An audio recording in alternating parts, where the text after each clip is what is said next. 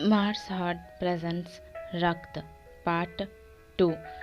अब तक हम देखते हैं कि तान्या आकर बताती है दृष्टि को कि नताशा 2 दिन से गायब है और लगता है कि उसका मर्डर हो गया है, तुम्हारा रास्ता क्लियर है। इसके बाद हम देखते हैं कि राहुल और नताशा के पिता दोनों उसकी खोज कर रहे होते हैं। राहुल नताशा के फ्रेंड के पास जाकर नताशा के बारे में पूछता है। वो कहती है कि वो उसे 3 महीने से नहीं मिली। नताशा के पिता और राहुल इस बात से काफ़ी परेशान होते हैं। वो दोनों फैसला लेते हैं कि वो दोनों दृष्टि से के पास जाएंगे और उसके बारे में कुछ पता लगाने को कहेंगे। वो दृष्टि के पास जाते हैं। इंस्पेक्टर जो होता है इन सब बातों का मजाक उड़ा रहा होता है। वो कहता है कि जो पुलिस नहीं पता लगा पाई ये पता लगा पाएगी, मुझे नहीं लगता। वो कुछ देखने की कोशिश करती है कार्ड्स के अकॉर्डिंग। उसे दिखता है कि नताशा सुनसानी रात में अकेले रोड पर चल रही है। इसके बाद उसे दिखता है एक नदी किनारे टूटा हुआ फेंस और वाइट फ्लावर्स। वो इतनी बातें वो नताशा के पिता को बता देती है। इसके बाद वो सब चले जाते हैं। रात में जब दृष्टि सो रही होती है तो उसे फिर विजन्स आते हैं। वो सपने देखती है। वो सपने में देखती है कि वो एक नदी के किनारे है जहाँ पे सफ़ेद फूल है। वो आगे बढ़ती है तो जंजीर देखती है जो पूरी तरह से खून से लथपथ होता है। ये सब देखकर वो डर जाती है और उसका नींद खुल जाता है। नींद खुलता है तो देखती है उसका कुत्ता भौंक रहा होता है। वो उसे दूध देने जाती है, तभी उसके हाथ पर खून का एक बूंद गिरता है। वो नीचे से ऊपर की तरफ देखती है तो देखती है नताशा की लाश जंजीरों से बंधी हुई हवा में पेड़ पर लटक रही है। वो ये देखकर काफ़ी डर जाती है। तभी अचानक नताशा की लाश गायब हो जाती है। वो कल होकर के ये सारी बातें इंस्पेक्टर को जाके बताती है। इंस्पेक्टर इस बात पर भरोसा नहीं करता, पर वो बताती है कि आप प्लीज़ चेक कीजिए किसी ऐसे तालाब के किनारे जहाँ पे टूटी हुई फेंस हो और सफ़ेद फूल उगते हो। पुलिस वाला बताता है कि ऐसा तो बस सन्नी के घर के पास है। वो सन्नी के घर के पास वाले तालाब में चेकअप करवाती है। सारे पुलिस वाले सन्नी के घर के पास वाले तालाब में तलाशी ले रहे होते हैं। वो काफ़ी देर की मशक्क़त के बाद नताशा की लाश जंजीरों से बंधी हुई बाहर निकाली जाती है। राहुल इस बात से काफ़ी दुखी होता है। वो बहुत ही ज़्यादा डिप्रेस लग रहा होता है। सन्नी के ऊपर मर्डर केस चार्ज लग जाता है और कोर्ट में उसे हाजिर किया जाता है। कोर्ट में उसे पूछे जाने पर वो बताता है कि उस रात करीब आज से 2-3 दिन पहले वो और नताशा एक पार्टी में गए थे। किसी बात को लेकर उन दोनों में बहस हो गया और नताशा उसके हाथों को खरोच दी। इस पर गुस्से में सनी उसे एक थप्पड़ मारा, जिसकी वजह से नताशा बेहोश हो गई। वो नताशा को हॉस्पिटल ले जा रहा था, तभी नताशा को रास्ते में होश आया और वो गुस्से में बोली कि मुझे अभी नीचे उतारो, और मैंने उसे नीचे उतार दिया। बस इतना। उसके बाद से आज तक मैंने नताशा को नहीं देखा। इसके बाद फिर कोर्ट दूसरे दिन के लिए डेट देता है। जब दृष्टि बाहर निकलती है तो वहाँ उसे मोहित मिलने आता है। वो उसकी बात सुनने को कहता है, पर दृष्टि नहीं सुनती क्योंकि वो परेशान होती है और वो चली जाती है। रात में वो परेशान बैठी होती है, तभी अचानक मोहित की मम्मी का फ़ोन आता है। वो मोहित के पास जाती है। वो देखती है कि मोहित बहुत गुस्से में है और अपने पिता को बहुत मार रहा है। वो कहता है, आज मैं बैल को मारूंगा। और यहाँ हमें पता चलता है कि जिस बैल की बात मोहित उस दिन कर रहा था वो बैल उसके पिता ही है। वो अपने पिता को बैल बोलता है। वो दृष्टि के सामने ही अपने पिता को काफ़ी मारता है और पेट्रोल छिड़क के आग लगा देता है। पुलिस वाले उसे पकड़ के ले जाते हैं। दूसरे दिन फिर कोर्ट में सुनवाई होती है, जहाँ पे अब आज सन्नी की पत्नी का गवाही लिया जाता है और दृष्टि का गवाही लिया जाता है, और फाइनली सन्नी को सज़ा हो जाती है। दृष्टि और तान्या काफ़ी रिलैक्स फील कर रहे होते हैं कि मुजरिम को सज़ा हो ही गई आखिर। उसी दिन राहुल उसे मिलने आता है और काफ़ी दुखी लग रहा होता है। इसके बाद अगले दिन रिया उसके पास आती है। वो बताती है कि नताशा की मौत के बाद मुझे बहुत डर लग रहा है, और वो फ्लैशबैक का स्टोरी बताती है कि एक दिन जब मेयर साहब शहर से बाहर गए हुए थे तो वो नताशा के घर गई थी।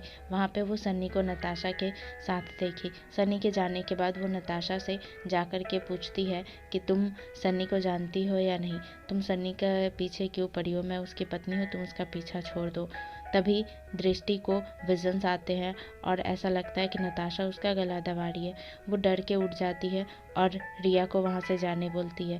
रिया कहती है, पर मेरा डर। वो कहती, जाओ अभी जाओ। उसके बाद फिर दृष्टि को विजन्स आते हैं। जिसमें नताशा उससे कहती है कि खूनी अभी भी बाहर है, उसे सज़ा नहीं हुई है। वो ये बात जाकर के राहुल को बताती है। राहुल दृष्टि से कहता है कि हम दोनों मिलकर के असली खूनी को खोजेंगे, तुम टेंशन मत लो। दृष्टि वकील अभिमन्यु से मिलती है और उसे केस रीओपन करने को कहती है। इस पर वो राज़ी नहीं होता। तो दृष्टि कहती है कि मुझे पता है कि तुम्हारा और नताशा का अफेयर था, मैं इस बारे में सबको बता दूंगी। इस पर वो बताता है कि हाँ, उसका और नताशा का अफेयर था, इसी बात के उसे डर था कि सबके सामने ना आ जाए, इसलिए वो केस रीओपन नहीं करवाना चाहता। नताशा अपनी मौत से 3 दिन पहले उससे मिली थी और उससे बोल रही थी कि वो शादी कर ले, तो वो मना कर दिया। इस बात पर वो यहाँ से गुस्सा होकर चली गई। इसके बाद वो नताशा से नहीं मिला।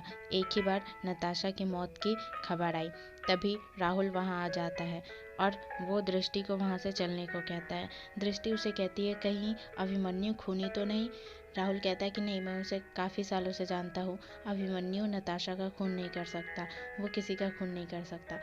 उसके बाद दृष्टि घर जाती है। दृष्टि घर जाती है तो उसे फिर वही विजन्स आते हैं और वो काफ़ी डर जाती है। डर के घर से बाहर भाग कर आती है तो वो राहुल को देखती है। वो राहुल से कहती है कि वो उसे उसी जगह ले जाए जहाँ पे बॉडी मिला था, नहीं तो ऐसे विजन्स उसे बार बार आते रहेंगे और इन विजन्स के कारण वो काफ़ी ज़्यादा परेशान होती रहेगी। राहुल ऐसा ही करता है। जहाँ पे डेड बॉडी मिली थी वो दृष्टि को वहाँ ले जाता है। दृष्टि को फिर विजन्स आते हैं और वो विजन्स में खूनी का चेहरा तो नहीं, पर हाथ में एक घड़ी देखती है। और जब सीन रियलिटी में आता है तो वो घड़ी राहुल के हाथ में होता है और यहाँ हमें समझ में आता है कि असली खूनी और कोई नहीं, राहुल है। राहुल पूछता है कि क्या तुम्हें कुछ पता चला? इस पर दृष्टि कहती नहीं, मुझे कुछ नहीं पता चला। राहुल इस पर कहता है, दृष्टि मैं जानता हूँ कि तुम सब जान गई हो, अब मुझे तुम्हें भी मारना पड़ेगा। मैं नताशा को मारना नहीं चाहता था, मैं बस अपना बदला लेना चाहता था मेयर साहब से। मैं बस ये चाहता था कि मैं मेयर बन जाऊँ और उन्होंने जो भी काले करप्शन के चार्ज मेरे पिता पर लगवाए थे, जिसके कारण मेरे पिताजी ने सुसाइड कर लिया, मैं वो राज बाहर लाऊँ। पर तभी मेरी शादी नताशा के साथ तय कर दी गई। नताशा के अफेयर्स और इतने सारे लड़कों के साथ चक्कर ये पार्टी को बदनाम कर रही थी, इसलिए मैं नताशा से बात करके ये सारी बातें ख़त्म करना चाहता था। उस रात जब नताशा शनि की गाड़ी से उतर गई तो मैं उसे पिक करके अपने घर ले गया। वहाँ नताशा ऐसे बिहेव कर रही थी जैसे मैं कुछ जानता ही नहीं हूँ। मैंने उसे एक थप्पड़ मारा जिसके कारण उसके सिर में चोट लग गया और वो मर गई। अब तुम ये सारी बातें जानती हो, इसलिए मुझे तुम्हें मारना होगा। वो उसे मारने की कोशिश करने ही वाला होता है, तभी वहाँ अभिमन्यु आ जाता है और उसे भागने को कहता है। राहुल अभिमन्यु को पानी में गिरा देता है और दृष्टि को मारने वाला होता है, तभी मोहित वहाँ आता है और वो राहुल के सिर पर एक जोर से वार करता है, जिसकी वजह से राहुल मर जाता है। मोहित और दृष्टि दोनों मिलकर के गाड़ी की डिग्गी में लाश डालते हैं। इसके बाद दृष्टि मोहित से पूछती है कि तुम तो हॉस्पिटल में थे, तुम यहाँ कैसे आ गए? इस पर वो कहता है, मेरी दोस्त, एक ही तो दोस्त है जो प्रॉब्लम में थी, तो मैं दौड़ के यहाँ चला आया। इसके बाद फिर मैं वापस चला जाऊँगा, तुम टेंशन मत लो। और वो दृष्टि का रुमाल भी उसे वापस कर देता है। इसके बाद दोनों पुलिस स्टेशन पहुँचते हैं, जहाँ पे दृष्टि पुलिस वाले को बताती है कि ये खून राहुल ने किया है और राहुल अपना जुर्म भी कबूल कर लेता है। इसके बाद वो पूछता है कि पर तुमने राहुल को मारा कैसे, तुम राहुल को यहाँ कैसे लाई? इस पर वो बताती है कि मुझे तो मोहित ने बचाया, मोहित ने ही राहुल को मारा है, मैंने नहीं मारा। इस पर पुलिस वाला कहता है कि ऐसा हो ही नहीं सकता, मोहित तुम्हारे साथ आ ही नहीं सकता, क्योंकि मोहित तो आज 3 बजे ही फांसी लगा करके मर गया। इस पर वो जल्दी से बाहर जा कर के देखती है, तभी गाड़ी में मोहित नहीं होता, वो गायब हो चुका होता है। इसके बाद कहानी कुछ महीने बाद की दिखाई जाती है, जहाँ दृष्टि से मिलने मानव आता है और फिर वो दोनों खुशी खुशी लाइफ स्पेंड करते हैं और इसी के साथ ये कहानी खत्म होती है।